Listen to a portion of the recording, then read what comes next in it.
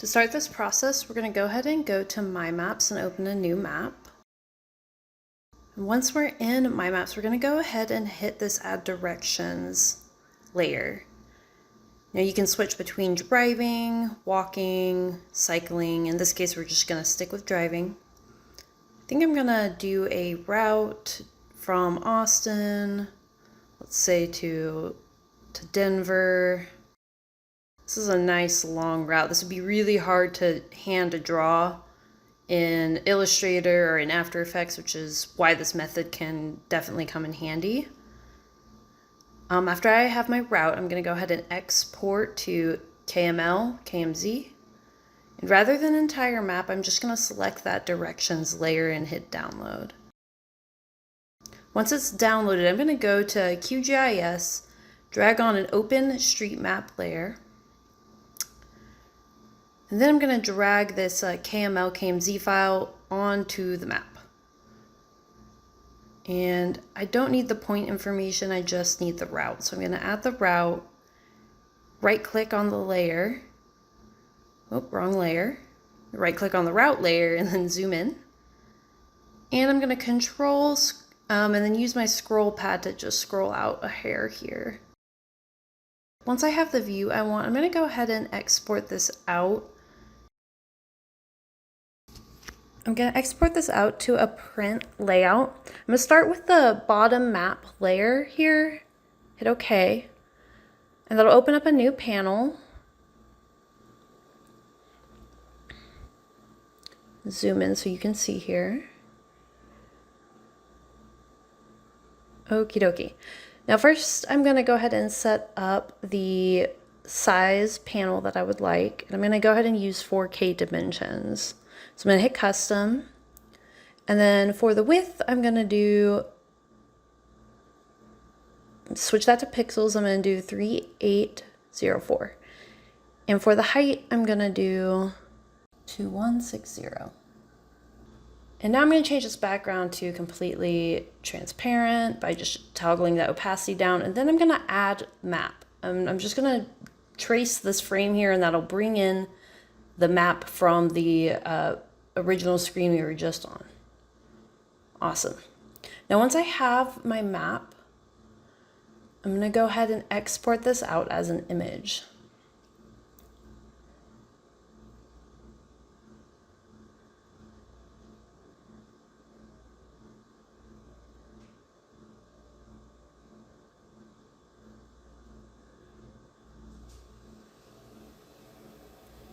You're going to hit save and then save again.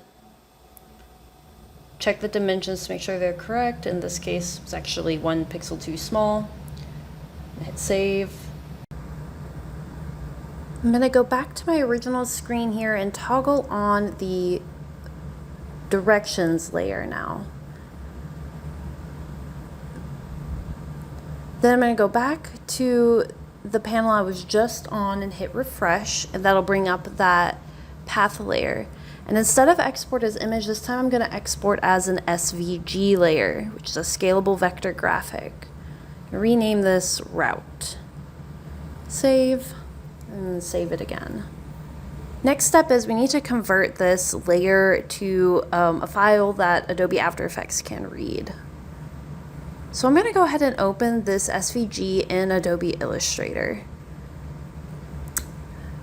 This is a way to do this. There are multiple ways. I'm going to go ahead and use Adobe Illustrator. I found this to be one of the easier ways to do this. So once I have that file open, I'm going to open up all the layers here. And as you can see, there are a lot of layers.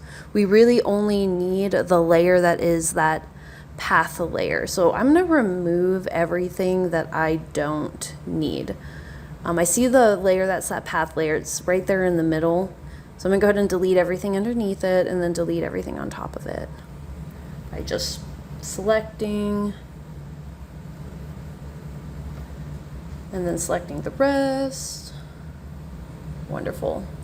And now I'm going to go ahead and drop this down. I want to ungroup this. So I'm just going to quickly ungroup these layers by selecting the layer, and then now we have this shortcut for ungroup. I'm just going to hit ungroup and save this file.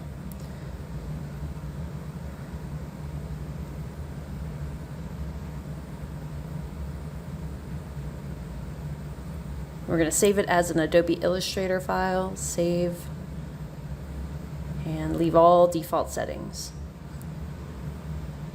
All right, and so the next step is we're going to go ahead and open up a new After Effects project and drag the base map image and the Illustrator file into the project. And for the Illustrator file, we're going to select Import Kind, Composition, Footage Dimension, Layer Size, and then hit OK.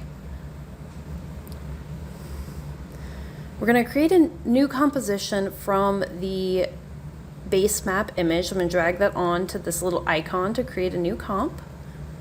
And then I'm going to go ahead and drop down this folder and drag the Illustrator file here right on top of that base map, or right above the base map PNG, right click, then I'm going to hit create.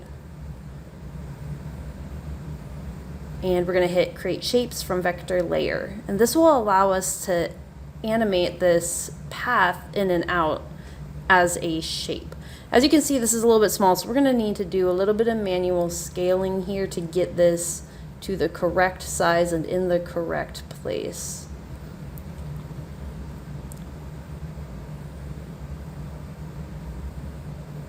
And once we've resized, we can color it to our liking, create any kind of visual style effects here that we want, from gradient to just a solid color.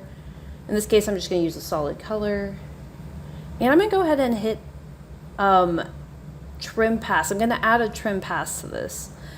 This I found to be one of the quickest ways to animate in and out a route. And we're going to go ahead and drop a keyframe for start. And then I'm going to toggle that down to 0%. And I just realized I've done this on the opposite layer. That would be going from Denver to Austin. So I'm going to actually do it on the end transition instead. And that will animate from Austin to Denver rather than vice versa.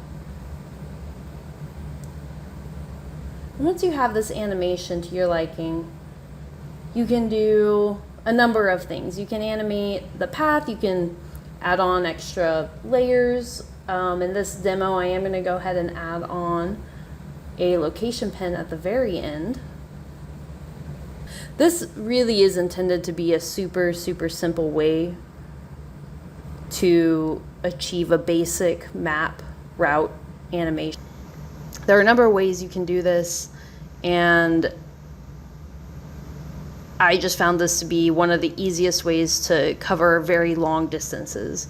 If you're really zoomed in, you can draw routes with your pen tool, but when you're talking about long distance routes, being able to export out that KMZ file and transform it into a shape is incredibly helpful. In other videos, I do go over animations in more detail.